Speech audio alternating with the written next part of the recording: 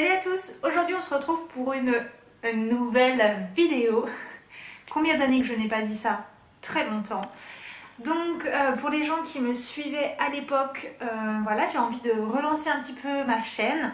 Donc avec un contenu forcément différent de ce que j'ai pu vous proposer il y a un petit moment maintenant. Je pense que j'ai commencé ma chaîne il y a 5 ou 6 ans.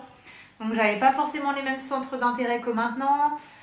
Forcément j'étais plus jeune, etc. etc. Donc voilà, j'ai évolué comme vous, j'ai grandi. Mes centres d'intérêt sont différents, mais peut-être qu'ils sont maintenant semblables aux vôtres. Peut-être que vous aussi, vous avez évolué sur les mêmes chemins que moi. Et donc pour les gens qui ne me connaissent pas, je m'appelle Elodie. À l'heure où je filme cette vidéo, j'ai 30 ans. Oui. Et je suis naturopathe. Et donc voilà, je vais partager avec vous ce qui me tient à cœur, ce qui m'anime, ce qui me fait vibrer, c'est-à-dire le bien-être, la santé au naturel, tout ce qui va toucher au développement personnel, à la spiritualité, enfin voilà. Tout ce domaine, je pense que vous comprenez de quoi je veux vous parler. Mais aujourd'hui, je voulais revenir sur un thème qui encore aujourd'hui suscite des questions de votre part. Donc il y a quelques années en arrière, j'avais fait une vidéo au commencement en fait de ma formation pour devenir naturopathe. Encore aujourd'hui, je reçois des questions sur ma formation, quelle formation tu as faite, je ne sais pas comment la choisir, comment faire pour trouver une bonne école, etc. etc. Donc je vais essayer de vous répondre rapidement, je vais essayer de faire des vidéos assez courtes pour que voilà, ça puisse être plus facilement visionnable. Et donc pour le choix de votre école en naturopathie, sur quoi il faut se baser? Pour moi, il faut déjà partir de deux points de vue. Si vous voulez en faire votre métier et si c'est juste pour votre usage personnel ou familial, etc. Vraiment pour votre culture générale, entre guillemets. Donc si c'est juste pour apprendre de nouvelles choses, etc., sans volonté d'en faire son métier, je pense que vous pouvez partir sur peu importe la formation, en fait, la formation qui vous conviendra le plus au niveau de son contenu, de son prix, etc. Là-dessus, c'est vraiment... je peux pas vous aider parce que c'est pas le choix que j'ai fait moi. Mais par contre, si vous souhaitez en faire votre métier, je pense qu'une formation en présentiel, c'est indispensable. Je pense pas que tout ce qui soit en digital soit mauvais, mais quand on veut en faire son métier, on a besoin vraiment d'avoir une vision large. Et pour ça, il faut une interaction avec un professionnel, un professeur, enfin voilà, quelqu'un qui sache vraiment de quoi il parle. Non pas que dans les autres formations, ils ne savent pas, hein, mais c'est plus dans le sens où voilà, le prof dispense son cours, vous avez une question, vous lui posez directement, il répondit, enfin vous voyez, l'échange est complètement différent de vous regardez la formation en ligne chez vous, ah, il y a un point qui coince, hop, vous envoyez un mail, le prof vous répond pas forcément dans la minute, etc. etc. Je trouve que c'est moins porteur, tout simplement. Donc si vous voulez en faire votre métier, pour moi c'est indispensable de passer par une formation... indispensable. Je pèse mes mots, enfin vous voyez bien quoi. C'est mieux de passer par une formation en présentiel. Ensuite viendra le choix de comment va se dérouler entre guillemets la formation. Il y a des formations en semaine, il y a des formations en week-end, il y a des formations simplement 1 ou 2 week-ends par mois ou une semaine par mois, etc. etc. Ça c'est vraiment à votre convenance finalement. Si vous ne travaillez pas, pourquoi pas le prendre, la faire en semaine, et puis si vous gardez un emploi à côté, forcément le week-end c'est plus simple. Et au niveau de la durée, alors il y a des formations qui vont durer 6 mois, d'autres 4 ans.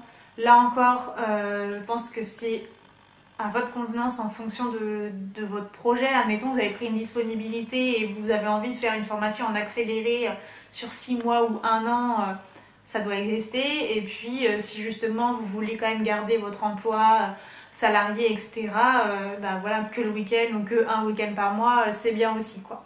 Donc là-dessus, c'est vraiment en fonction de vous.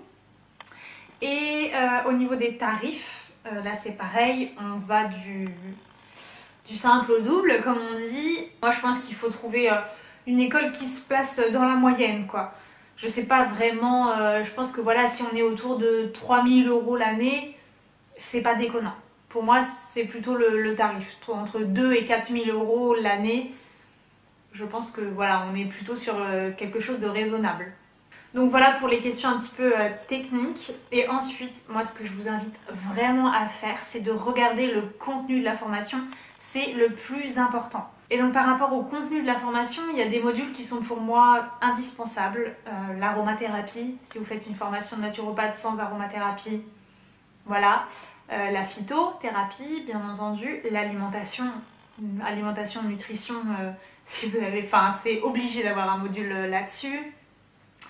La micronutrition, la nutrithérapie, donc ça aussi pour moi c'est indispensable.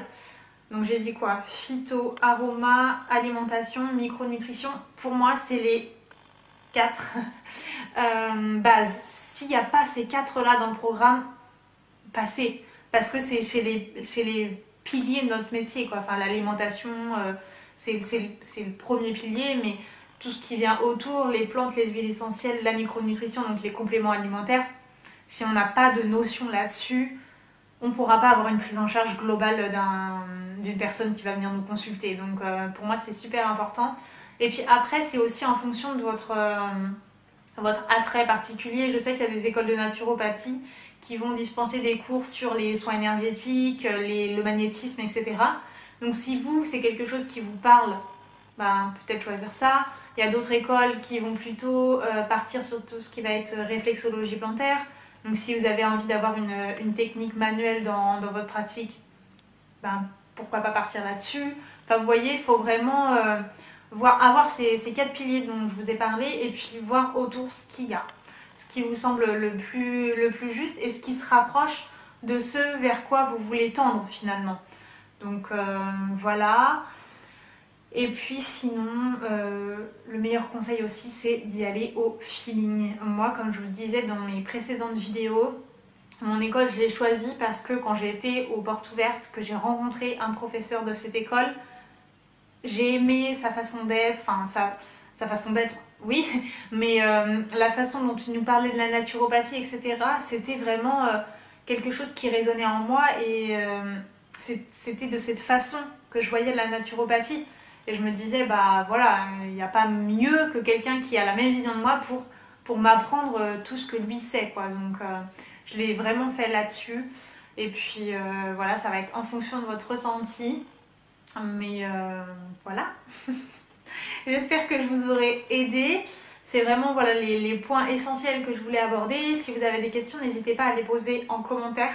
Comme ça, tout le monde pourra voir mes réponses, etc. Et ça sera plus simple pour tout le monde d'interagir ensemble. Et puis voilà, je vous dis à très vite dans une prochaine vidéo. Ciao!